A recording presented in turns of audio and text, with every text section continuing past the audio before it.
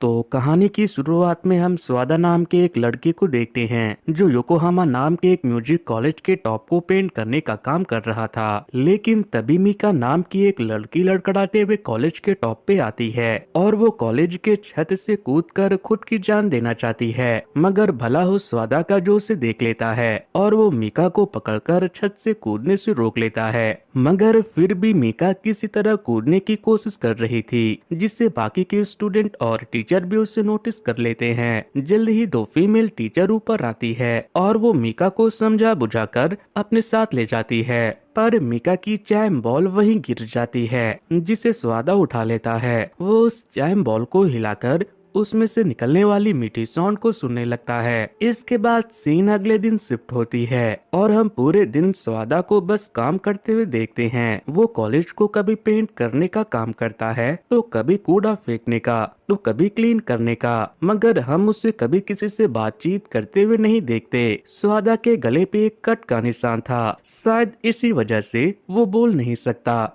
वहीं दूसरी ओर मीका को हम उसके पियानो क्लास में देखते हैं। क्लास खत्म होने के बाद उसकी कुछ क्लासमेट आती है और कहती है कि तुम खुद की जान देने क्यों गई थी, ऊपर वाले का शुक्र है तुम्हें कुछ नहीं हुआ। वो लड़कियां मीका का भला चाहती थी, मगर मीका उन पे ये कहते हुए भड़क जाती है कि तुम्हें तो प्रे करना चाहिए कि मैं मर जाऊं, तुम्हारा एक कंपटीशन कम हो जाएगा। इसके बाद मीका अपनी वॉकिंग स्टिक उठाकर जाने लगती है, तो उसकी क्लासमेट उसकी मदद करने को आगे बढ़ती है, लेकिन तभी वो उन्हें रूडली दूर रहने को कह देती है। फिर नेक्स्ट सीन में हम मीका को आई स्पेशलिस्ट डॉक्टर के पास देखते हैं और तभी फ्लैशबैक से हमें पता चलता है कि जब मीका कार ड्राइव कर रही थी तो उसका एक्सीडेंट हो गया था और ग्लास टूटकर उसके आंख में ही गड़ गया था, जिसकी वजह से मीका की आंखों की रोशनी चली गई। लेकिन उसका इलाज चल रहा था। डॉक्टर का कहना था कि टाइम लगेगा मगर आंखों की रोशनी वापस आ जाएगी, मगर कब आएगी ये कह पाना मुश्किल है। इसी वजह से मीका हर वक्त इरिटेट रहती थी। तब हमें समझ आता है कि अपनी आंखों की रोशनी खो देने की वजह से ही मीका ने खुद की जान लेने की कोशिश की होगी। इसके बाद सीन शिफ्ट होती है एक छोटे से रेस्टोरेंट में, जहां स्वादा अपने फ्रेंड से मिलने के लिए जाता है। उसके ग्रुप में 5 लोग थे, जिनमें से मिसो नाम का एक लड़का उसका बेस्ट फ्रेंड था। इन लोगों ने अभी खाना शुरू भी नहीं किया था कि तभी कुछ गुंडे आकर रेस्टोरेंट में बैठे एक आदमी को उठाकर बाहर ले जाते हैं और उसे मारते पीटते हैं, जिससे उस लड़के की गर्लफ्रेंड रोने लगती है। ये देखकर स्वादा से रहा नहीं जाता और वो बाहर निकलकर उन गुंडों से भिड़ जाता है। इस गैंग का लीडर था योको। योको अपने एक बंदे को इशारा करता है और वो स्वादा को मारने के लिए आगे बढ़ता है, मगर स्वादा तो उसे उठाकर फेंक देता है, जिससे सभी हैरान हो जाते हैं। तभी वहाँ से पुलिस पेट्रोलिंग की गाड़ी गुजरती है और ये देखकर योको अपने गुंडों को लेकर वहाँ से चुपचाप निकल जाता है। वहीं स्वादा को उसके दोस्त वापस रेस्टोरेंट में लेकर चले जाते हैं। फिर अगले दिन स्वादा जब कूड़े से कचरा उठा रहा था, तब उसके सीनियर जो कि एक ओल्ड मैन थे, वो कहते हैं कि ये काम खत्म करने के बाद जरा ओल्ड लेक्चर हॉल के पास की पत्तियां काट देना। इसलिए स्वादा पत्तियां काटने चला जाता है। फिर कुछ ही देर में वहाँ मीका आती है। दरअसल ओल्ड लेक्चर हॉल अब ज्यादातर बंद ही रहता था। वहाँ अब सिर्फ कुछ पुराने म्यूजिकल इंस्ट्रूमेंट ही रखे हुए थे, इसलिए मीका अकेले में वहाँ पियानो की प्रैक्टिस करने आई थी। वो बहुत ही बेहतरीन पियानो प्ले कर रही थी। ये चीज स्वादा को अट्रैक्ट करती है और वो दरवाजे के बाहर से ही उसे पियानो प्ले करते हुए देखता रह जाता है। मगर पियानो प्ले करते करते मीका को अपने एक्सीडेंट की बात याद आ जाती है और वो रोते हुए जल्दी से वहाँ से जाने लगती है। तभी इस दरमियान वो एक इंस्ट्रूमेंट से टकराकर गिर जाती है और ये देखकर स्वादा उसकी मदद करने के लिए तुरंत दरवाजा खोलकर अंदर घुस आता है, मगर इससे मीका बुरी तरह से डर जाती है। वो पूछने लगती है कि तुम कौन हो और कब से मुझ पर नजर रख रहे थे, मगर अफसोस की स्वादा तो बोल ही नहीं सकता, इसलिए वो बस मीका की वॉकिंग स्टिक उठाकर उसे दे देता है, जिसके बाद मीका वहाँ से चली जाती है। इसके बाद सीन रात में शिफ्ट होती है, जहां स्वादा अपने दोस्तों के साथ डिनर करने के लिए जा रहा होता है। तभी उसके दोस्तों की नजर पोर्शे नाम की एक लग्जरी कार पे पड़ती है और वो खुशी के मारे पागल हो जाते हैं। वो उस कार को छूने लगते हैं। तभी पोर्शे का मालिक यूमा अपने फीमेल फ्रेंड के साथ आता है और इनसे कहता है कि मेरी गाड़ी से दूर हटो, तुम्हारे छूने से ये गंदी हो जाएगी। तब मीशो कहता है कि थोड़ा आराम से बात कर लो, मगर यूमा ने एक लुक देता है कि तुम लोग इसे कभी अफोर्ड ही नहीं कर पाओगे और फिर वहाँ से चला जाता है। फिर सीन अगले दिन शिफ्ट होती है। स्वादा जब कॉलेज आ रहा होता है तो उसे रास्ते में मीका मिलती है, जो कि अपनी माँ और दादी से कह रही थी कि आप लोग वापस चले जाइए, मैं अकेले जा सकती हूँ। मगर वो लोग चाहते थे कि जब तक मीका पूरी तरह से ठीक न हो जाए तब तक वो घर पे ही रहकर रेस्ट करे। मगर मीका थी कि सुनने का नाम ही नहीं ले रही थी। उसका कहना था कि मेरी आंखों की रोशनी तो पता नहीं कब आएगी, मैं रोशनी लौटने के इंतजार में अपने पियानिस्ट बनने का सपना अधूरा नहीं छोड़ सकती।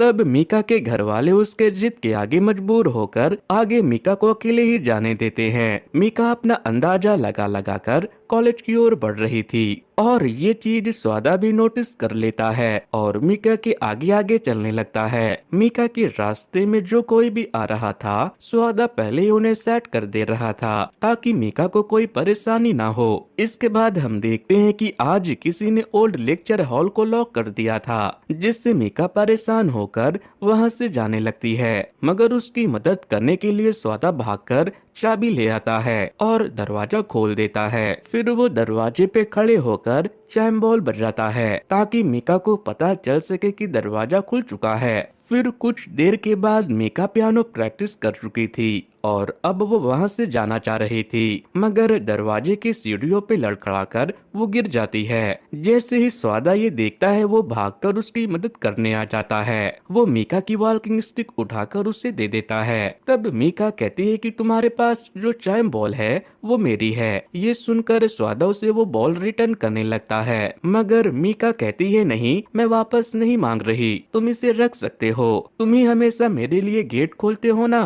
क्या तुम भी एक पियानो स्टूडेंट हो, तुम कुछ बोल क्यों नहीं रहे, क्या तुम मुझसे बात नहीं करना चाहते। तब स्वादा अपना फोन निकालता है। दरअसल उसके फोन में एक ऐप था जिसमें वो कुछ भी टाइप करता था तो उसकी टेक्स्ट ऑडियो में कन्वर्ट हो जाती थी। मगर इससे पहले कि वो टाइप करता, मीका कहती है मेरे हाथों पे टैप करके अपना जवाब दो, हाँ के लिए एक बार टैप करो और ना के लिए 2 बार। मगर स्वादा का हाथ गंदा था, वो उससे मीका को छू कर उसे भी गंदा नहीं करना चाहता, इसलिए वो पेन से मीका के हाथ को टैप करता है। तो वो कहती है अच्छा तो तुम भी पियानिस्ट हो। दरअसल ये पियानो पुराना होने की वजह से इसकी टच काफी स्मूथ है, इसलिए मैं इसी पे प्रैक्टिस करने आती हूँ। क्या अब से तुम हर सैटरडे मेरे लिए गेट खोल सकते हो। तो वो एक बार टैप करके हाँ कह देता है। इसके बाद मीका उसे अपने हाथ पे ड्रॉ करके अपना नाम बताने को कहती है, तो वो अपना नाम भी बता देता है। फिर मीका कहती है कि क्या तुम एक दिन मेरे लिए पियानो प्ले करोगे, मैं तुम्हारे टून सुनना चाहती हूँ, जिसे स्वादा बुरी तरह से फंस जाता है। दरअसल वो मीका को ये नहीं बताना चाहता था कि मैं एक सफाई कर्मचारी हूँ, तो उसने कह दिया कि हाँ मैं पियानो स्टूडेंट हूँ। लेकिन अब मीका ने तो एक दिन पियानो सुनने की फरमाइश कर दी, मगर स्वादा को तो पियानो प्ले करना आता ही नहीं था, जिससे स्वादा तो अब बुरी तरह से फंस गया। आगे मीका को उसकी टीचर अपने ऑफिस में बुलाकर समझाती है कि एक्सीडेंट की वजह से तुम्हें सही से दिखाई नहीं देता, तुम्हारे हाथ में भी पेन होता है, इसलिए हमारे हिसाब से तुम्हें सॉन्ग कंपोजर बनना चाहिए। मगर मीका मना कर देती है, वो कहती है चाहे जो हो जाए मैं बनूंगी तो पियानिस्ट ही। इसके बाद सीन शिफ्ट होती है अगले दिन, जहां स्वादा नोटिस करती है कि ओल्ड लेक्चर हॉल का गेट खुला हुआ है, जिससे स्वादा को लगता है कि अंदर जरूर मीका ही पियानो बजा रही होगी। मगर आज वो देखता है कि वही पोर्शे वाला अमीर बंदा यूमा पियानो प्ले कर रहा था। जब वो पियानो बजाकर रुकता है तो स्वादा क्लैप करते हुए उसके पास जाता है और अपने फोन में टाइप करता है कि आप बहुत अच्छा पियानो बजाते हो, क्या आप मेरे लिए पियानो बजाओगे, मैं आपको पे करूंगा। इस पे यूमा बहुत रूडली बिहेव करता है और कहता है कि तुम जैसे गरीब लोग मुझे पे करोगे। ये कहकर यूमा एक कसिनो क्लब में जाता है और वहाँ वो हर बार पैसे हारता ही जाता है। आगे हमें पता चलता है कि यूमा के सर पे 3 मिलियन और 82,000 का उधार बार है, जिसकी वजह से कसिनो का मैनेजर यूमा को वार्न भी करता है कि अगर ऐसा ही चलता रहा तो आपको एक ही बार में सारे पैसे क्लियर करने होंगे, वरना आपके लिए मुसीबत बढ़ सकती है। इसके बाद जैसे ही यूमा कसिनो से बाहर आता है तो स्वादा फिर से उसके पास आता है और रिक्वेस्ट करने लगता है कि मैं चाहता हूँ कि आप मेरे खास पर्सन के लिए एक बार पियानो प्ले कर दो। तब जानबूझकर यूमा कहता है कि ठीक है, पर इसके लिए तुम्हें 1 मिलियन पे करने होंगे। यूमा जानता था कि ये इतना तो स्वादा पे नहीं कर पाएगा, इसीलिए उससे पीछा छुड़ाने के लिए उसे ही सही लगा, मगर स्वादा भी हार मानने को तैयार नहीं था। वो यूमा के आगे हाथ जोड़कर खड़ा हो जाता है और उससे डील 50,000 पे डन करने को कहता है, जिसके लिए फिर यूमा भी मान जाता है। फिर नेक्स्ट सीन में स्वादा यूमा को टर्म एंड कंडीशन अच्छे से समझा देता है कि आपको अंदर जाना है, पियानो प्ले करना है, मगर मीका से बात नहीं करनी, एक शब्द तक नहीं कहना।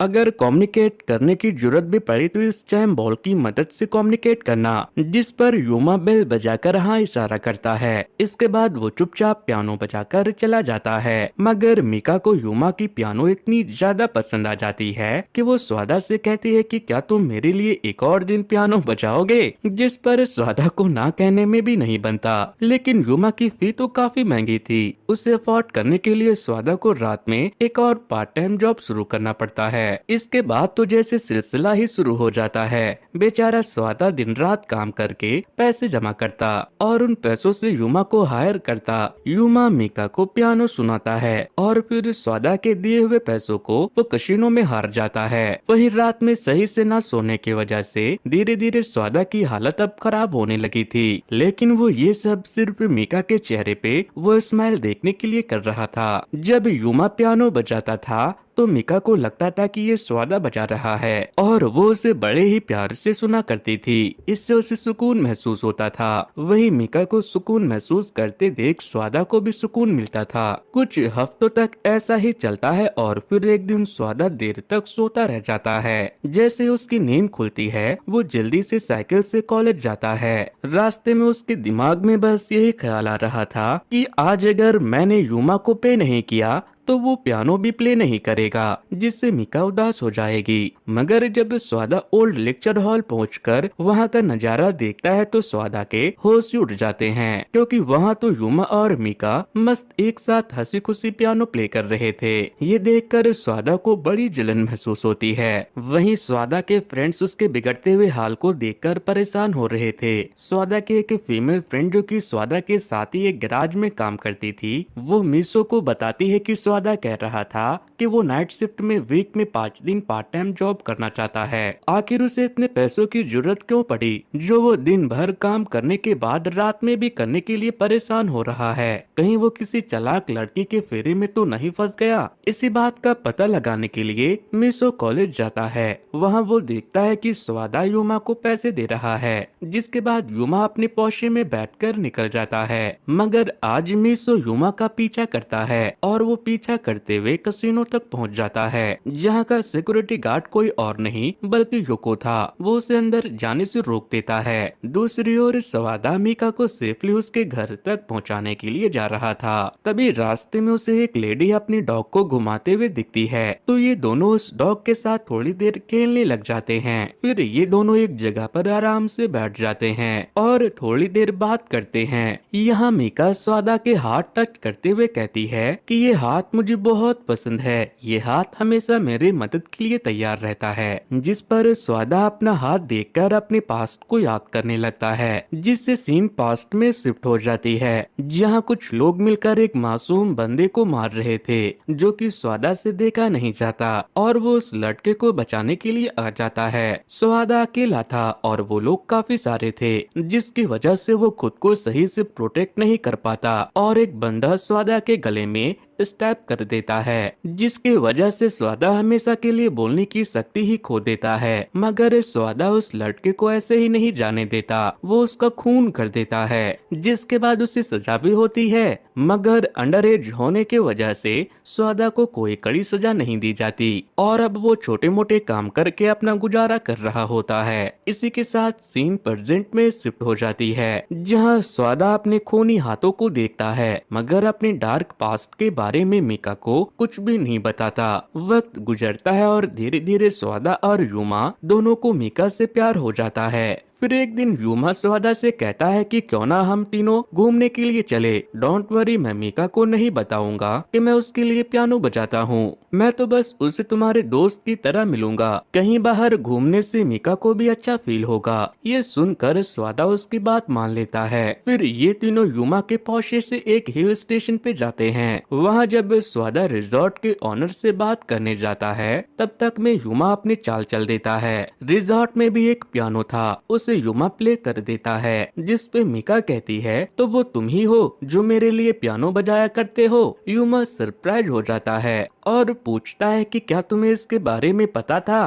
तो मीका कहती है हाँ, मैं पहले दिन से ही समझ गई थी, मगर इस बारे में स्वादा को मत बताना। जैसा चल रहा है मैं वैसे ही चलते रहने देना चाहती हूँ। यूमा देखता है कि मेरी ये चाल फेल हो गई और फिर वो मीका को किस कर लेता है और उसी वक्त वहाँ स्वादा आ जाता है और उन दोनों को किस करते हुए देखकर बहुत दुखी होता है, इसीलिए वो वहाँ से भाग जाता है। हालांकि मीका यूमा को धक्का देकर स्वादा को रोकना चाहती थी, मगर उसे आंखों से दिखाई नहीं देने की वजह से बीच में ही लड़खड़ाकर गिर जाती है। इसके बाद सीन नेक्स्ट डे शिफ्ट होती है। तीनों वापस शहर में आ चुके थे। स्वादा चुपचाप अपना सफाई का काम कर रहा था। वहीं यूमा बेल बजाकर मीका को अपने पास बुलाता है। मीका को लगता है कि ये स्वादा है तो वो उससे माफी मांगती है और समझाती है कि मेरे और यूमा के बीच कुछ नहीं है। ये सब कहते हुए वो यूमा को टच करती है और समझ जाती है कि ये स्वादा नहीं बल्कि यूमा ही है। तो यूमा भी एक्सेप्ट करता है और कल की हरकत के लिए उससे माफी मांगता है। तभी एक ब्लैक वैन से कुछ लोग उतरते हैं और वो यूमा के साथ साथ मीका को भी जबरदस्ती गाड़ी में बैठाकर अगवा कर लेते हैं। फिर कुछ देर के बाद मीसो स्वादा के पास आता है और कहता है अब तुम्हें फिक्र करने की कोई जरूरत नहीं, ना ही तुम्हें ओवर टाइम काम करने की जरूरत है। चलो हम पहले की तरह साथ में फ्री टाइम स्पेंड करते हैं, क्योंकि अब वो यूमा और मीका तुम्हें पैसों के लिए टॉर्चर नहीं करेंगे। मैंने उनका हिसाब बैठा दिया है और पता है इसके लिए मुझे कुछ ज्यादा मेहनत भी नहीं करनी पड़ी। कसिनो के गार्ड योको को बस मैंने थोड़े से पैसे दिए और वो खुशी खुशी ये काम करने को राजी हो गया, क्योंकि यूमा का कसिनो का भी बहुत सारा पैसा उधार है। साथ ही एक बार गार्ड योको का यूमा ने इंसल्ट भी किया था, तब से वो बदले के फिराक में था। सारी बात सुनने के बाद स्वादा मिसो के ऊपर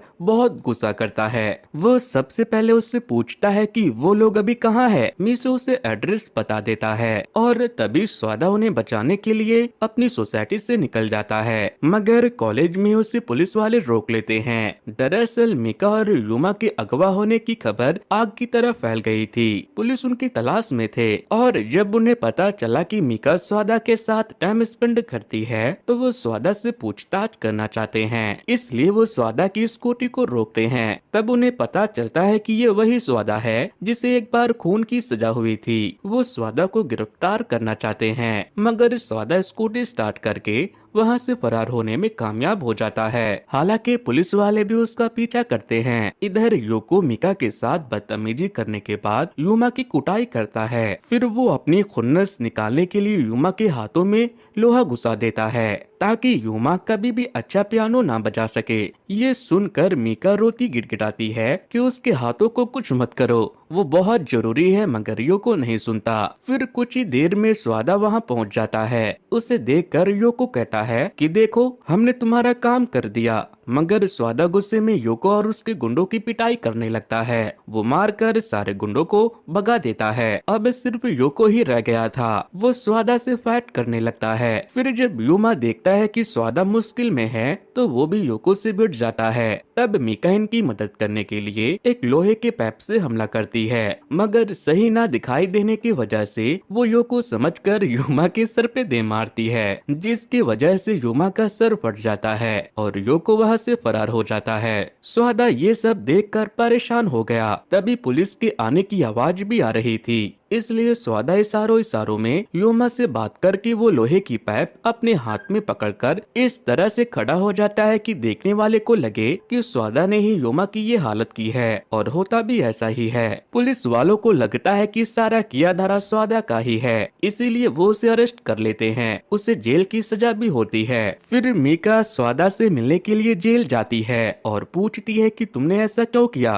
तुमने पुलिस को सच्चाई क्यों नहीं बताई कि मेरे हाथों युमा का सर फटा था, तुमने सारा ब्लेम खुद पे क्यों ले लिया। मगर स्वादा कुछ नहीं कहता, क्योंकि वो जानता था कि मेरी चुप्पी में ही सबकी भलाई है। एक तरफ तो वो मीका को बचा रहा था, वहीं दूसरी तरफ वो चुप रहकर मीसो को भी बचा रहा था, क्योंकि अगवा वगैरह तो मीसो ने ही करवाया था। वहीं दूसरी तरफ युमा का हॉस्पिटल में इलाज चल रहा था। मीका उससे भी मिलने जाती है, क्योंकि उसे युमा के लिए बुरा लग रहा था कि एक तो मीका की वजह से उसने अपनी हाथ गवा दी, अब वो पियानो सही से प्ले नहीं कर पाएगा, और दूसरा मीका ने उसके सर पे मार के उसका सर फोड़ दिया। मगर युमा मीका से बिल्कुल नाराज नहीं था, वो बस मीका को अपने साथ रहने के लिए रिक्वेस्ट करता है, जिसके लिए मीका मान जाती है। फिर कुछ दिनों के बाद मीसो मीका के पास आता है और उसे स्वादा की आखिरी लेटर देता है। लेटर में स्वादा ने अपनी लास्ट विश लिखी थी कि मैं चाहता हूँ मीका तुम अपना सपना पूरा करो, तुम एक कामयाब पियानिस्ट बनो और मुझसे कभी भी कांटेक्ट करने की कोशिश मत करना। हम तुम अलग तरीके के लोग हैं, मैं तुम्हारे लिए कभी भी सही नहीं हो सकता। मगर फिर भी मीका मानना नहीं चाहती। वो मीसो से कहती है कि एक बार मेरी स्वादा से बात करवा दो, तो मीसो भी मीका पे गुस्सा करता है और कहता है कि अगर तुम मेरे फ्रेंड की लाइफ में आई तो मुझसे बुरा कोई नहीं होगा। आज तुम्हारी ही वजह से मेरा दोस्त जेल में है। अब हमें 4 से 5 सालों के बाद का सीन दिखाया जाता है, जहाँ मीका एक बेहतरीन पियानिस्ट बन चुकी थी, मगर उसे अपने सपनों को पूरा करने का कोई खास खुशी नहीं था। वो हमेशा उदास रहा करती थी। फिर एक दिन युमा मीका से कहता है कि तुम खुश क्यों नहीं रहती, तुमने तो स्वादा का सपना भी पूरा कर दिया। वो चाहता था कि तुम एक बेहतरीन पियानिस्ट बनो और आज देखो तुम बन चुकी हो। तब मीका कहती है कि मुझे अभी भी स्वादा की बहुत याद आती है, मैं उससे मिलना चाहती हूँ। जिस पर युमा रोते हुए कहता है कि मैंने स्वादा के जाने के बाद तुमसे इतना प्यार किया, मगर तुम अभी भी उसी की यादों में खोई रहती हो। मैं तुम्हें खोना नहीं चाहता, मगर मैं तुम्हें अब और दुखी भी नहीं देख सकता। मुझे पता है कि स्वादा जेल से छूटने के बाद कहाँ गया। मीका जल्दी से उसका पता पूछती है और अगले ही दिन वो एक हार्बर पे चली जाती है, क्योंकि स्वादा अब एक शिप पे काम करता है। हार्बर पे सिर्फ जेंट्स ही काम करते थे।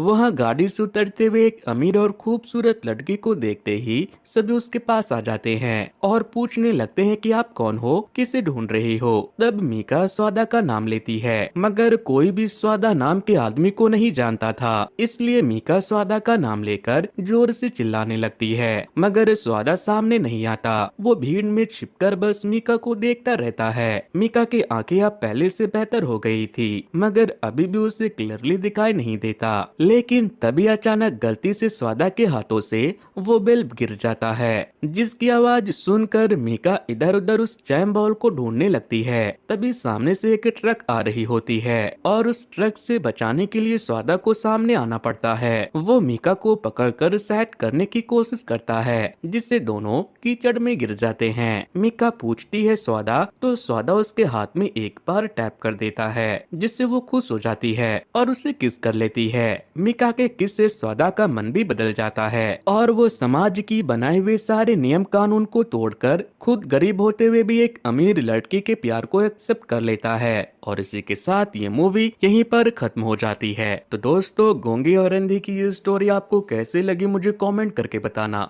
वैसे दोस्तों, कुछ दिनों पहले ही मैंने कैसे ही मूवी की स्टोरी को एक्सप्लेन किया था। अगर आप लोगों ने उसे नहीं देखा है तो इन स्क्रीन पर दिए जा रहे लिंक पर क्लिक करके उसे देख सकते हो। सो वेल गाइस, आज की वीडियो में इतना ही। Thanks to, good bye.